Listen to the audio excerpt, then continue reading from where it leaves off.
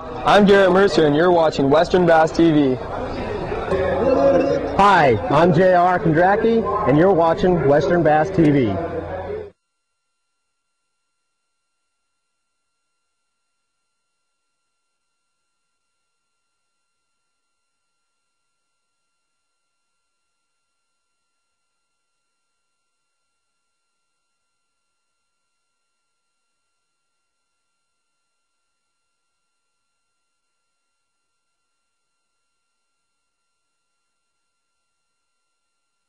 Ladies and gentlemen, without further ado, on the exciting boat tank in the United Marine Big Tent.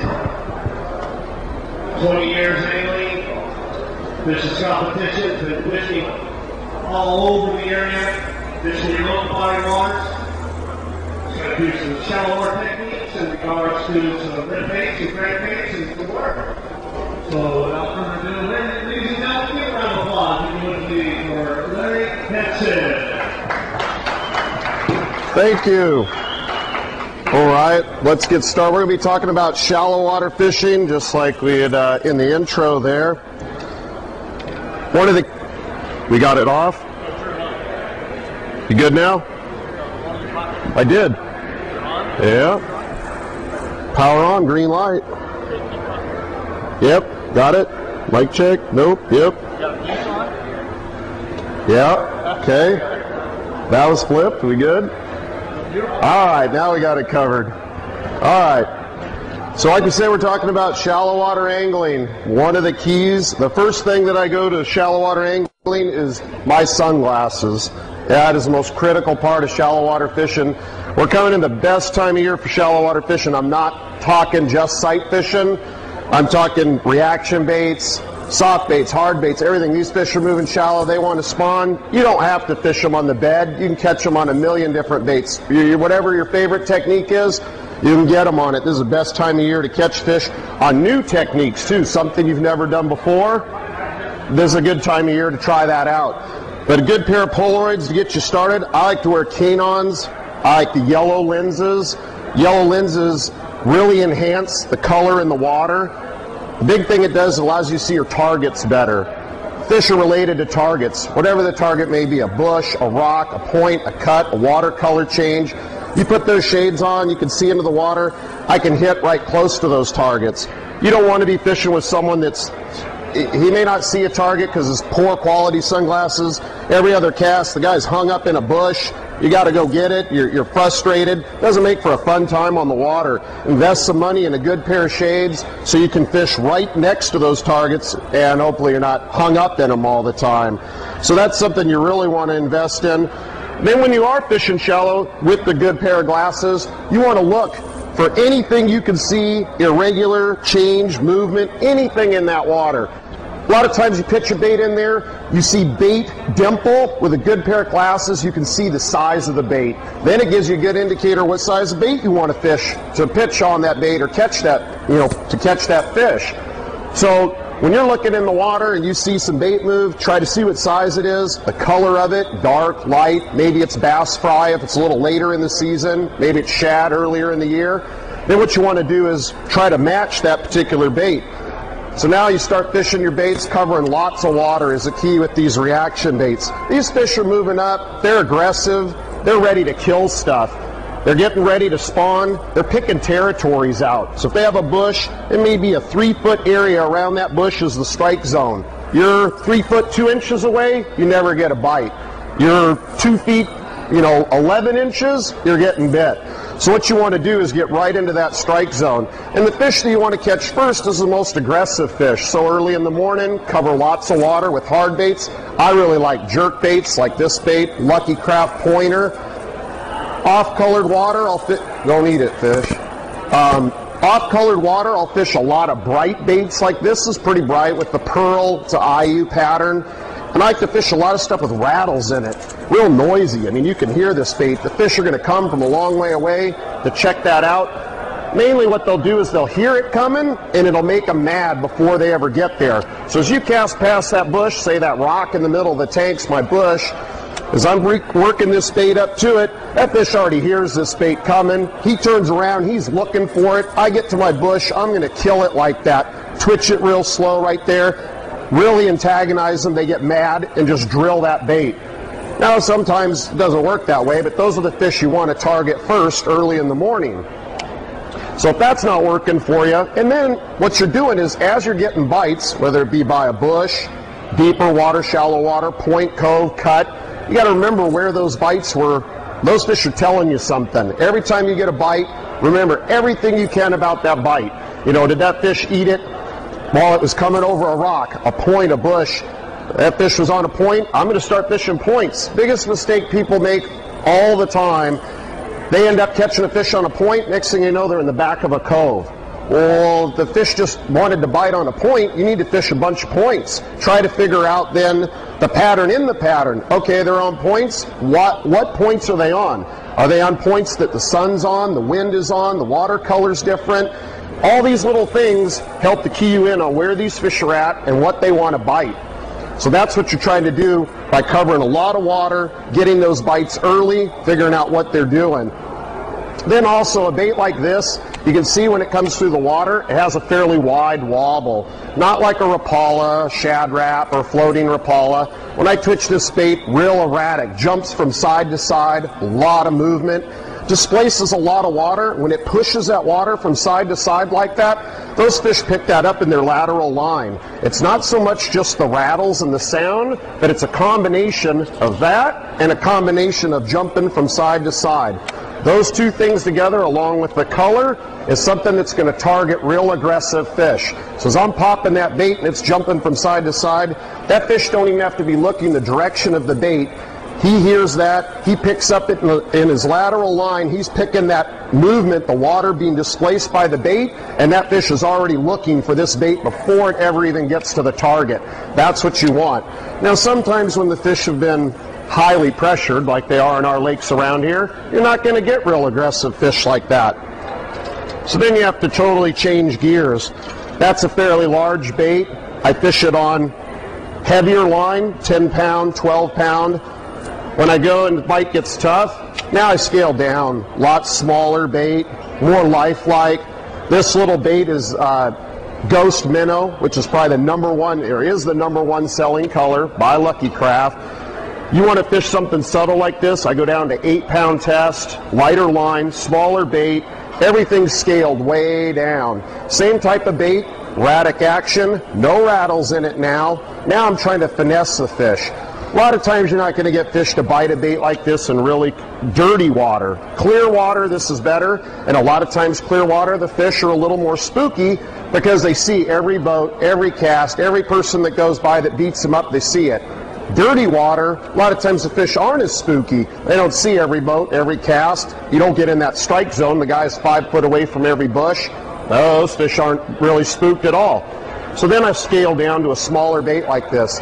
Another technique that I'll do, and the big thing with hard baits like this, keep the hooks sharp. I switch most of my hooks out to Gamakatsus. I will fish the hooks that come on the Lucky Craft, but the points round out a lot. They'll bend on you. You hit a rock, catch a fish.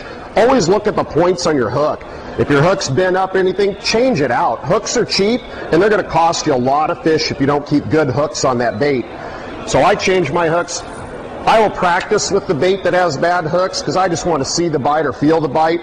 When it comes tournament day, every hook gets changed out. I might have a dozen baits and I change every single hook on every bait prior to the tournament because I want to have the sharpest hooks possible.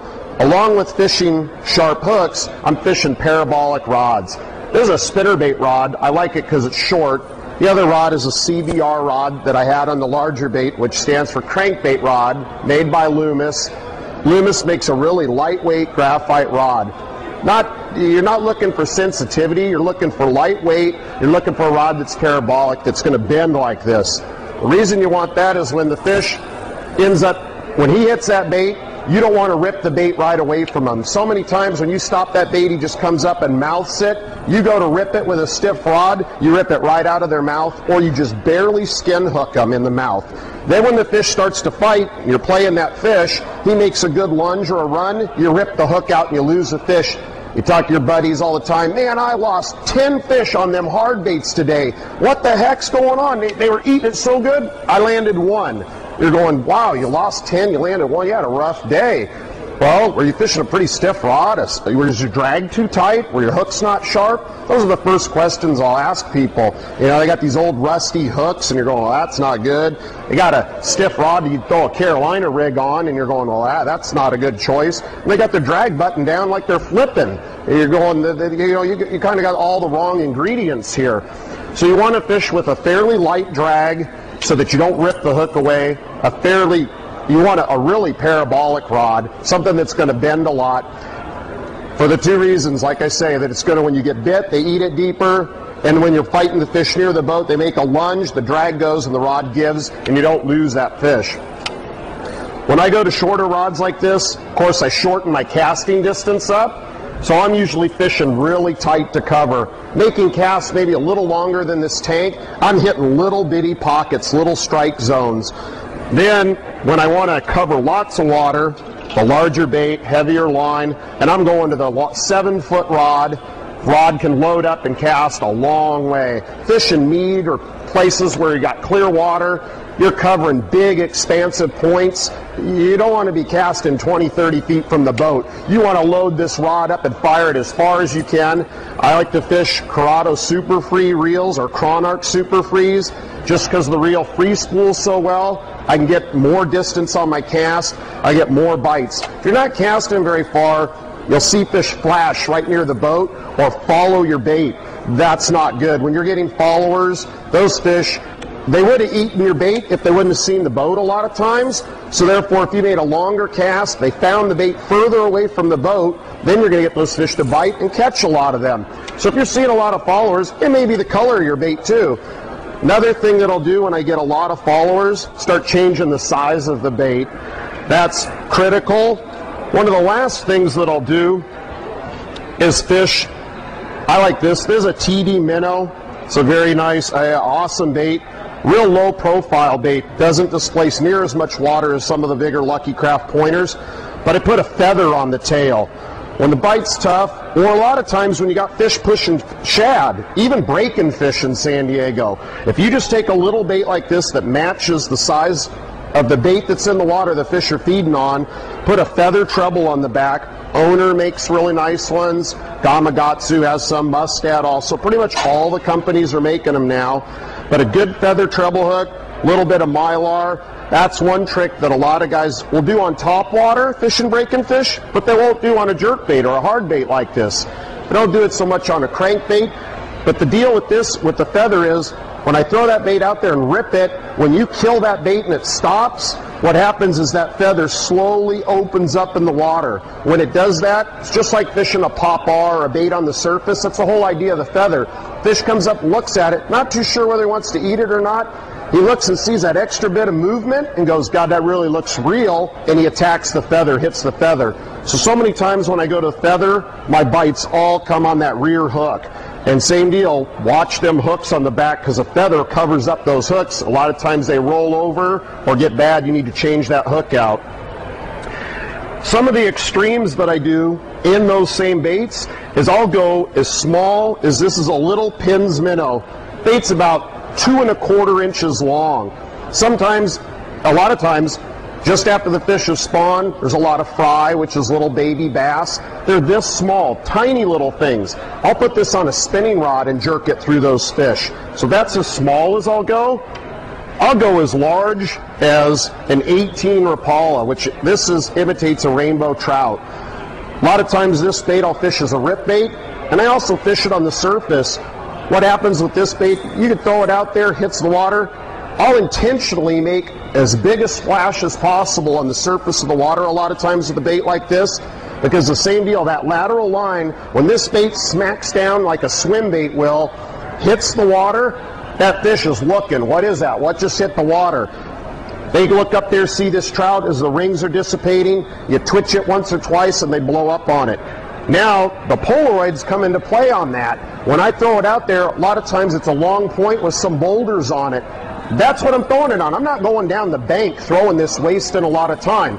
I can go down, throw them rip baits for a quarter of a mile, one point comes out, and that point has two big boulders on it. That's a key strike zone. I'm picking up this Rapala. I want my kicker fish. I want my big fish for the sack to weigh in. I'm firing this bait out there, letting it sit, being patient, taking my time, trying to get that one big blow up.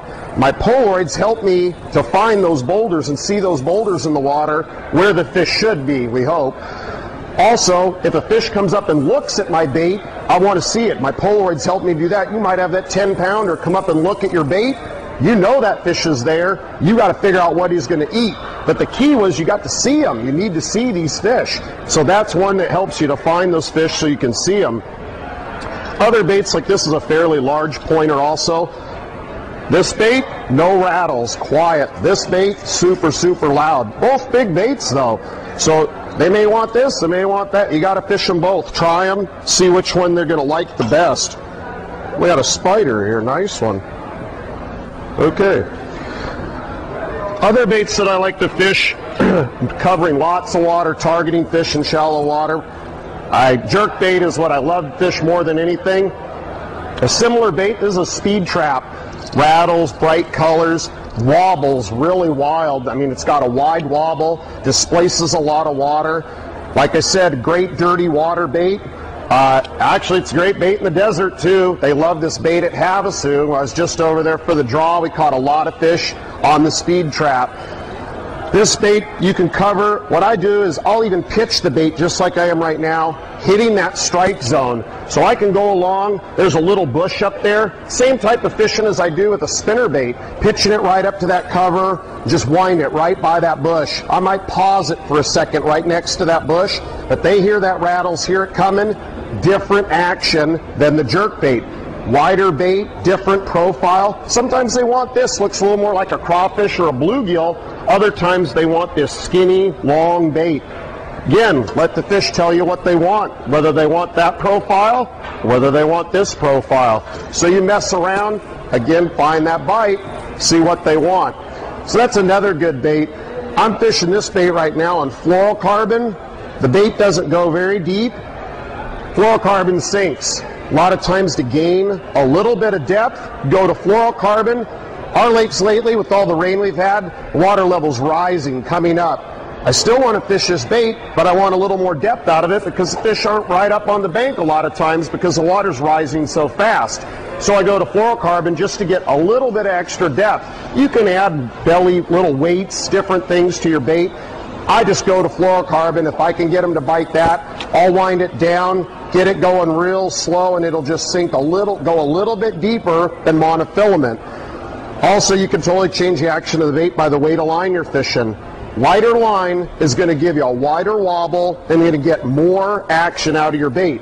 If you got heavy cover, the con is the fish can bust you off in it. That's not a good thing either.